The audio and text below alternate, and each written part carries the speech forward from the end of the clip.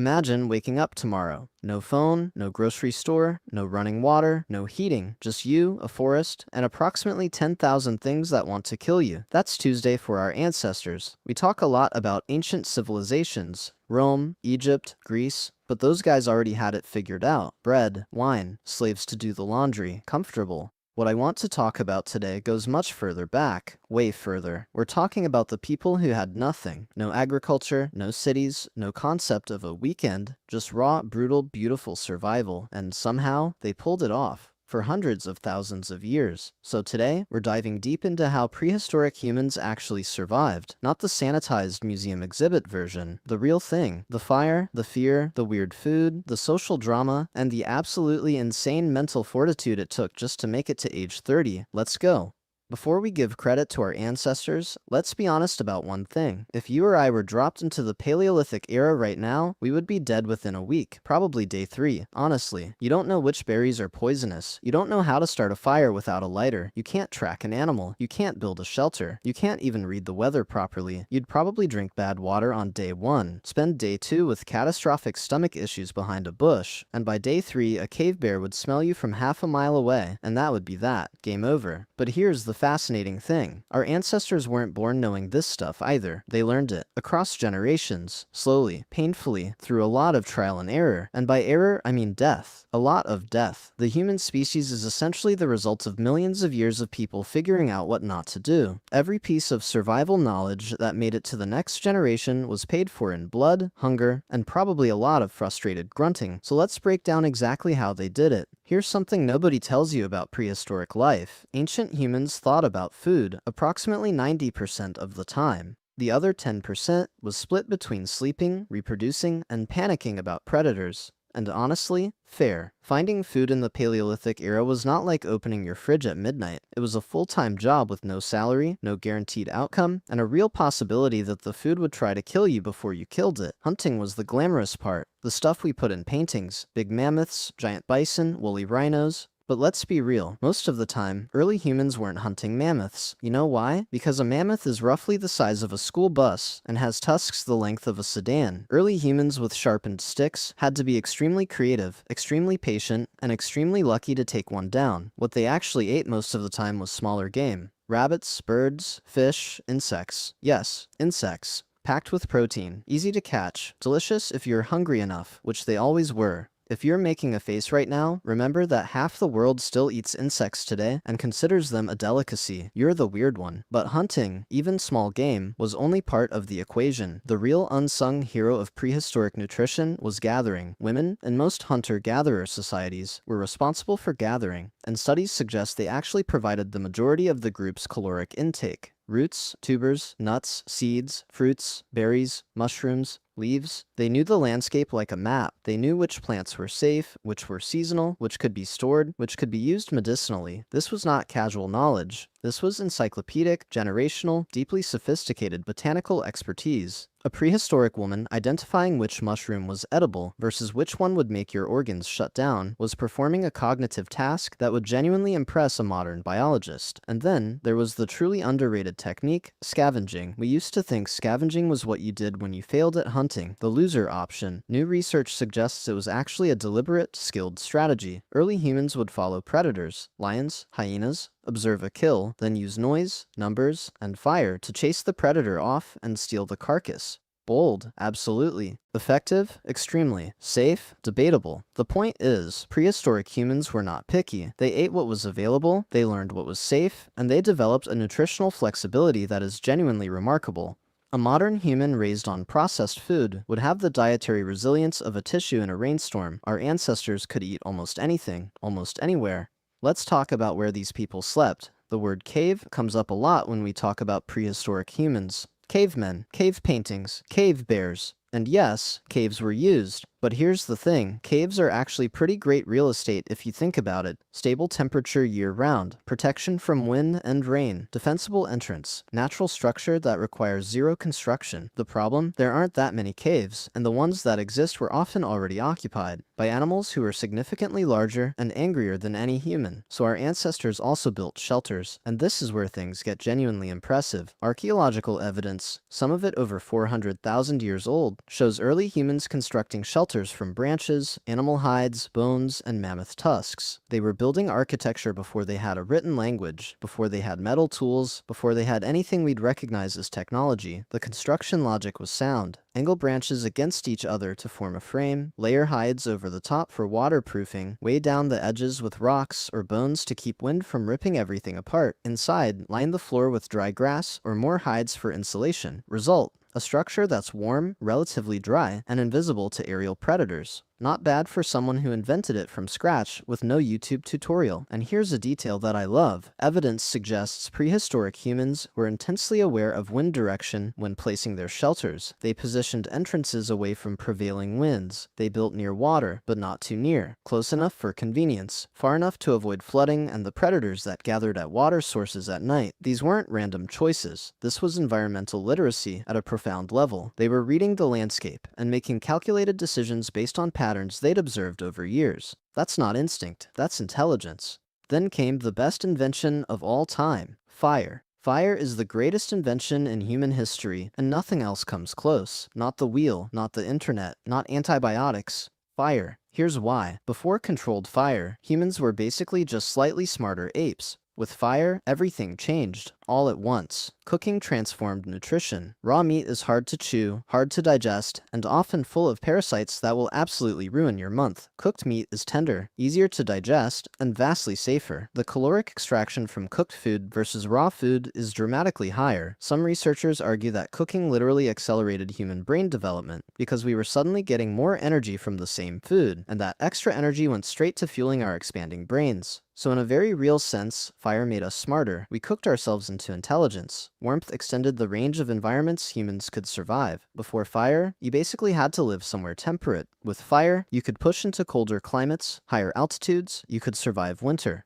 Ice Age Europe became habitable. Siberia became crossable. The entire colonization of the planet by Homo sapiens was enabled, in large part, by our ability to carry warmth with us. Light extended the productive day. After dark, without fire, you do nothing. You sit in the dark and hope nothing eats you. With fire, you can work, talk, make tools, plan, socialize. Firelight extended human cognitive and social activity by hours every day. Protection kept predators away. Most animals are terrified of fire. A fire burning at the entrance of your shelter means wolves, lions, and hyenas keep their distance. It's an alarm system, an offense rolled into one. And then there's the social dimension, the campfire. Humans sitting around a fire together, sharing food, telling stories. This is where human culture was born. Oral tradition, mythology, social bonds, all of it incubated around a fire. Some anthropologists call it the first technology of community. How did they make it? Multiple methods, depending on era and location. Striking flint against iron pyrite creates sparks. And if those sparks land on dry tinder, fungus, fine bark fibers, dry grass, you've got fire. Friction methods. A wooden stick rotated rapidly against a flat board also work, though they require technique and stamina. Both methods were known and used by prehistoric humans, and both require far more skill than they look like they do. Try it sometime. I dare you. Come back and tell me how long it took. Then, there is the single most important survival truth of the prehistoric world. You could not survive alone. This cannot be overstated. A lone human in the Paleolithic was a dead human. Too slow, too weak, too vulnerable. No claws, no venom, no shell, no camouflage. Humans, biologically speaking, are laughably unimpressive as individual organisms, but as a group, terrifying. Hunter-gatherer bands typically numbered between 20 and 50 people. This was not random. This was the optimal size for survival, large enough to share the cognitive load of survival knowledge, coordinate hunts, and defend against predators, small enough to be fed by the local environment without depleting it. Within these groups, roles were not rigid, but they were real. Experienced hunters shared knowledge with the young. Elders who could no longer run Stickman were invaluable repositories of environmental memory. They remembered the drought of 40 years ago, the migration pattern that only happened every decade, the plant that grew after wildfires. Their knowledge could save the group. Children were collective responsibility. Everyone helped raise them. The concept of "it takes a village" isn't a metaphor. It was literal survival policy. Conflict within the group was genuinely dangerous, because a fractured group was a dead group. This created intense social pressure toward cooperation, toward fairness, toward reading other people's emotions and intentions accurately. Some researchers argue that the complexity of human social life, the gossip, the politics, the emotional intelligence, was the primary driver of human brain expansion. We got smart not to build tools, but to manage each other. The interpersonal drama of prehistoric life was probably spectacular, by the way. 50 people, extremely stressed, living in each other's pockets 24 hours a day, no privacy, scarce resources, and genuine mortal stakes. If that's not a reality show waiting to happen, I don't know what is. But there's still another problem. You get a cut today. You clean it, put a bandage on it, maybe some antibiotic cream.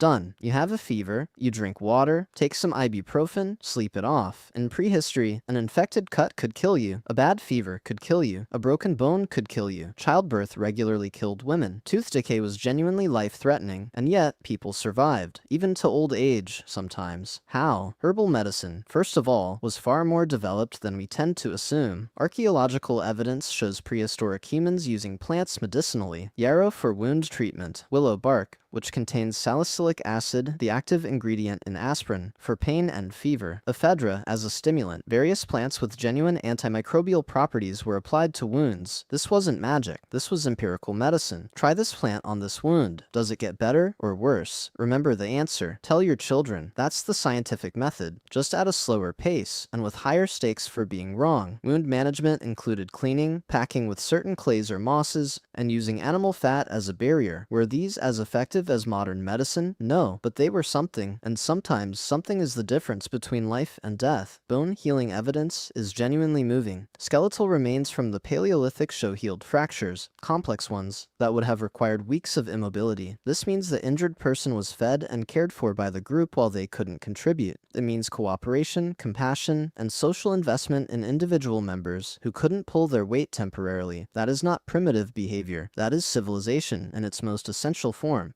We've talked a lot about physical survival, but let's take a moment for the psychological dimension, because I think it's wildly underappreciated. Imagine the baseline stress level of prehistoric life. Every single day, you face the real possibility of starvation, of predator attack, of illness, of injury, of losing someone you love to any of the above. There is no safety net, no insurance, no doctor on call. That is an immense psychological load. And yet, the evidence suggests prehistoric humans were not crushed by it. They created art. They buried their dead with ceremony. They decorated their bodies. They made music. They told stories so complex and meaningful that those stories shaped entire future cultures. They had a relationship with joy, despite living in conditions that would send most modern humans into a full psychological breakdown by the end of week 1. How? Partly community. Being surrounded by people you trust, who depend on you, and on whom you depend, is one of the most powerful psychological stabilizers known to humans. Even today, depression and anxiety are strongly correlated with social isolation. Prehistoric humans were almost never socially isolated. Partly purpose. Every single day had clear, meaningful tasks. Find food, maintain shelter, care for children. There's no existential void when you have a genuine, survival-level reason to get up in the morning. And partly, and this is the bit that I find most fascinating, they had ritual, ceremony, burial rites, seasonal celebrations, rites of passage. These weren't just superstition. Ritual is a technology for managing the psychological weight of uncertainty. When you don't know why things happen, ritual gives you the feeling, however illusory, of agency, and that feeling of agency is psychologically protective. We still use it today, we just call it different things.